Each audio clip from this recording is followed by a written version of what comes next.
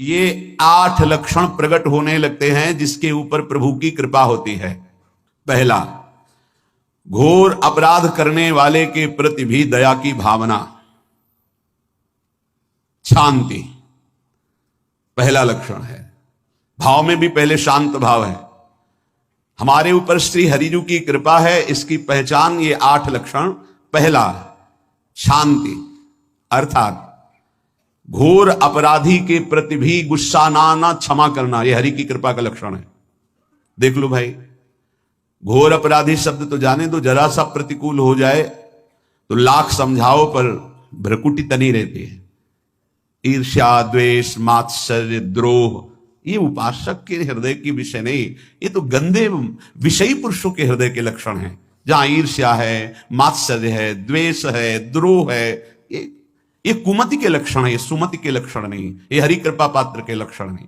आपसे जो अपराध कर रहा है, द्रोह कर रहा है, आपका क्षमा बल ये हरि प्रसाद से होता है। शांति, क्षमा बल, शांति, सह गया, क्या करूं, सहना ही पड़ेगा क्योंकि भगवत मार्ग में वो ऐसा नहीं होता।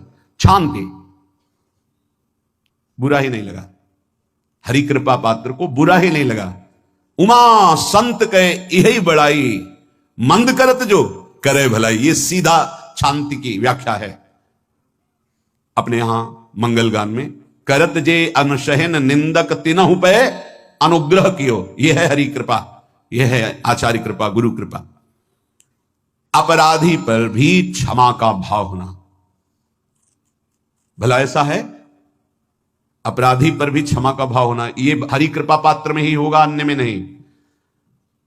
तो अगर अपने हृदय में ऐसा लगे कि ऐसा नहीं है, तो हरिजू से प्रार्थना करनी चाहिए कि कृपा करो, मेरे में सामर्थ्य आवे। दूसरा, अनुसूया, वो किसी भी के प्रति कभी भी कोई दोष दर्शन ही नहीं करेगा। दोष कथन, दोष श्रवण की तो बात जाने दो। अनुसूया, दूसरों के गुणों में दोष ढूंढना, ये नहीं होता। हरि कृपा पात्र में ये नहीं होता। ये सब भजन के नाश करने वाले हैं।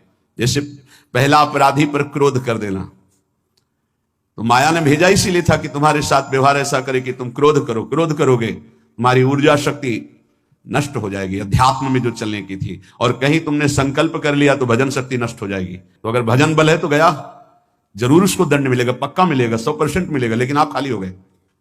ना भजन करने की वृत्ति रहेगी और ना भजन रहेगा, दोनों बात। अनुसूया, किसी के सद्गुणों में दोष देखना, गुणों में दोष ढूंढना, यह हरि कृपा पात्र में नहीं होता। ये बहुत मंगलमयी बातें हैं जिससे हमारा भजन मार्ग पुष्ट होता है।